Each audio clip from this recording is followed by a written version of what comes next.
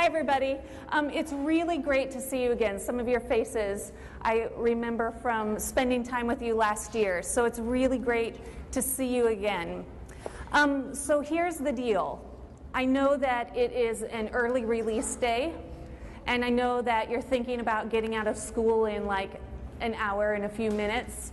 But what we're going to do before you're released to go home is to talk and to have some time together talking about some really serious stuff. So what I'm going to ask for you to do is, just like in class last year, take your brains and center them, focus them in, and open up your minds to thinking about some things in a new way than what you've thought about them before. We're going to just jump right into the serious stuff, okay? So for those of you who I didn't spend time with last year, my name is Allison, and I work at a place called SAFEHOME. SAFEHOME is Johnson County's domestic violence agency. And at this agency, we have 45 beds for people to stay when they are not safe in their own home. A domestic violence agency, domestic violence meaning abuse that happens to adult people, 18 years old or older, abuse being physical, sexual, emotional, financial abuse. And at SAFEHOME, we have 45 beds for people to stay in when that stuff is happening in their homes. The last time I talked to our hotline, we have a 24-hour hotline. The last time I talked to our hotline, there were currently 49 people in our shelter, and they were expecting 10 more to come. You can do the math and realize that that means that there are lots of people staying at our shelter who don't have beds. And that's not something that's unusual. In the Kansas City area, there are 7 domestic violence agencies. And we work really closely together to make sure that if we don't have enough space for somebody and somebody calls, then we call them and see if they have some space. And we work really closely together. So you know that those other 7 agencies are full too, because we're keeping people in our shelter without a room of their own, sometimes without an actual bed, staying on cots or mattresses on the floors. You might be thinking inside of your mind, wow, this is, really sad, Allison. I'm really sad to hear this, but you said that domestic violence is people who are 18 years old or older, so why are you even talking to me about this? Because I'm so not 18. Here's the reason why. What we know is that if you are in an abusive or unhealthy relationship in middle school, it's very likely that those patterns of behavior will carry on to when you're in high school. And if you are in an abusive or unhealthy relationship in high school, it's very likely that those patterns of behavior will carry on to when you're an adult, over 18, domestic violence. So if we really want to stop domestic violence from happening, what we have to do is start looking at our relationships that we're in right now. And I'm not just talking about dating relationships, because I know a lot of people in this room don't have boyfriends or girlfriends, right? I'm talking about friendships too. And I'm saying it like this because a lot of times friendships, or the people we call friends, those friendships can be just as abusive and unhealthy as dating relationships can be. Right? So we have to start examining our relationships right now, looking at how we interact with people and how they interact with us, and decide if that's healthy or not. Something else that's really important for you to know is that abusive relationships do not start out abusive, right? They don't start out that way. If I were to come up to you right now and punch you in your face, what would you likely do to me? You can be honest, right? Thank you for being brave and honest. That's what everybody says, right? They say, if I were to come up and punch you in the face, I would take you out. I wouldn't put up with that. I would punch you back. And that's a really honest response, because we're a lot like animals in the fact that we have instinct. And our instinct is to protect ourselves. So if somebody comes up to us out of the blue and punches us in the face or calls us a horrible name, we're not going to put up with that, because our instinct says don't, right? Something else that makes me like super crazy, if we know that they don't start out abusive, not with punching somebody in the face, then how do they start off relationships? They all start off good. Good. They start off great. Otherwise, we wouldn't be in those relationships, right? I mean, it doesn't take a genius person to recognize that if I ask you out on a date, and when I pick you up, I tell you that you're ugly and you smell funny and I don't really want to be seen with you, that likely there will not be a second date, right? Are you with me on that? And it doesn't take a genius to figure out that if I ask you over to my house to play video games with me and I call you stupid and horrible names the whole time we're playing video games, that you're likely not going to come back to my house to play video games with me again, right? So then how do these relationships go from really good to not so good? It's with these little things, right? These little things that we see all around us. And because we see them happening all around us, we oftentimes don't think that they're that big of a deal. For example, it's a little bit before 1 o'clock. You've been at school for about 4 hours. How many of you in this room have already heard today somebody calling somebody else gay or fag? Would you raise your hand if you've heard that? Yep, thank you. And if you would keep your hands raised, how many of you think that by the end of the day today, you will have heard somebody call somebody else gay or fag? Would you raise your hand and add to the So can you please take a look around you? And do you recognize that, like, everybody is raising their hands? Everybody except 2 or 3? Thanks for being honest. You can put your hands down. And how many of you already today have heard somebody call somebody else hoe, slut, whore, bitch? Would you be willing to raise your hand if you've already heard those words, somebody calling somebody else those words today? Great, thanks. And how many of you think that by the end of the day today you will have heard somebody call hoe, whore, slut, bitch, whatever? Would you raise your hands? Can you take a look around, please? Take a look around. And recognize that, like, everybody is raising their hands again, except 2 or 3 people. Thanks for being honest. You can put your hands down. This is what makes me crazy. When we go to every school that we present this presentation to, and I ask that same question, the response is always the same. Almost every single hand in the audience being raised. And I really do know that this is the point in this little presentation talk when you all are like, lady, you are completely out of touch, right? You are like 90 years old, where's your cane? Go get it from your car. Because that's just how we talk to each other. We just say fag and bitch and slut and hoe, and we just say that. That's just how we talk. And I just want to throw this out there for you. See what you think. Just because everybody raised their hands and says, I'm going to hear those words by the end of the day, doesn't change the fact that those words are actually emotional abuse. Anytime you use your words to hurt somebody else, that is emotional abuse. And nobody is walking around going, you're so gay, yeah. Nobody's doing that, right? Everybody is using those words as like a cut down. Emotional abuse. And here's the deal.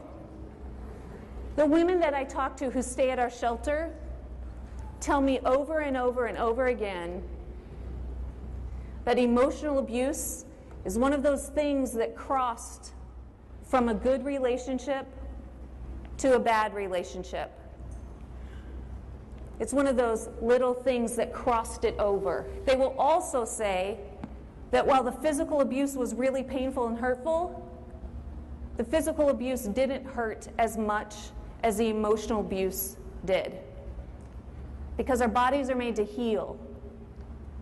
Our bodies are made to restore themselves. And so when our bones are broken, our body immediately goes into like recovery to heal it.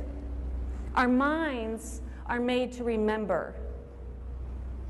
And so when we hear those horrible words said about us, our minds suck them in and hold them there. And so they're there always. Emotional abuse. It's a really big, little thing. Another way to look at it is like this. If you take a frog and you put him in a pot of boiling water, what does the frog do? He doesn't die. He jumps out, right? The frog is like, woo, it's hot in here. And he jumps out of the pot of boiling water. And how many of you think that the frog, when he feels like it, just jumps right back into the pot of boiling water? Right? Nobody. Right? That's like me coming up to you and punching you in the face. You would be like, I'm out of here. I'm not hanging out with that lady. She's crazy. Right? But if you take a frog and you put him in a pot of lukewarm water, room temperature water, and you slowly turn up the temperature, what does the frog do? Stays. Why? Why does the frog stay in the water? He gets used to it, right? The temperature changes so slowly and so subtly that the frog doesn't even know that the temperature is getting hotter. And pretty soon these little boil blips start to come up in that pot of water, and the frog is thinking to itself, I got to get out of here because this is not looking good. But his legs are so weak from sitting in that pot of water getting slowly heated up that he doesn't have the strength to jump out. That is an abusive relationship. And when you all are raising your hands and telling me that by the end of the day today, you will have all heard, some of you will have said emotionally abusive things, you're also raising your hands to tell me we are in a pot of water that's getting really hot. You get that? When everybody in this room, 350 or so of you, when everybody in this room is saying by the end of today, besides 3 or 4 people, will have heard gay, fag, slut, hoe, whore, bitch, you are saying to me, we're in a pot of water that's getting pretty hot. That's the bad news, right? The good news is that every single person sitting in this room, every single one of you, has the ability to turn the water off, to stop it from getting hotter. You have the power to do that, to turn the water off. And some of you are like, well, how would I do that? It's really, really kind of simple. It goes like this. That's not cool. Right? If you hear somebody say, shut up, faggot, you can say, that's not cool. Don't talk to him like that.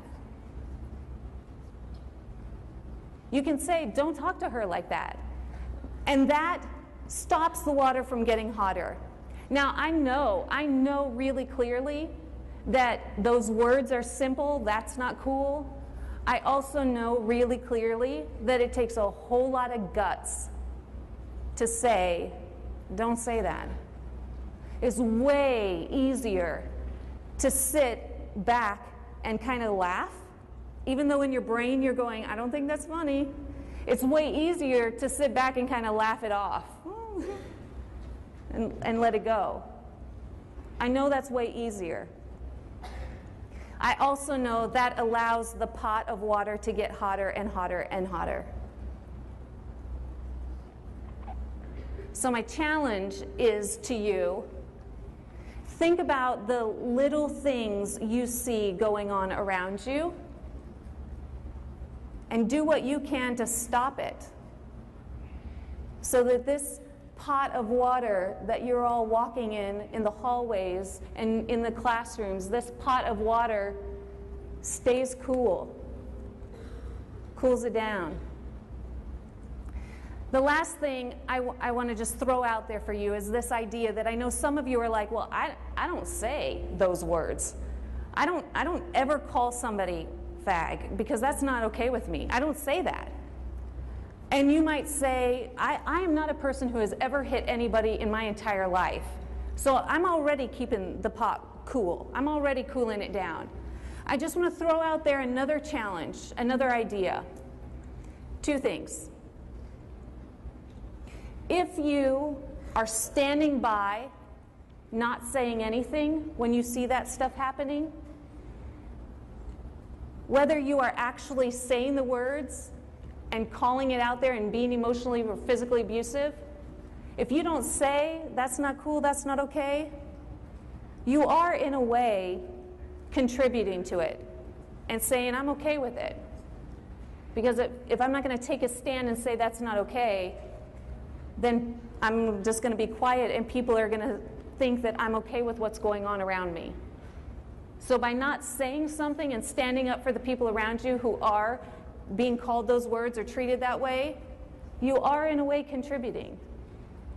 And the other thing is, think about the thoughts that you have inside of your brain.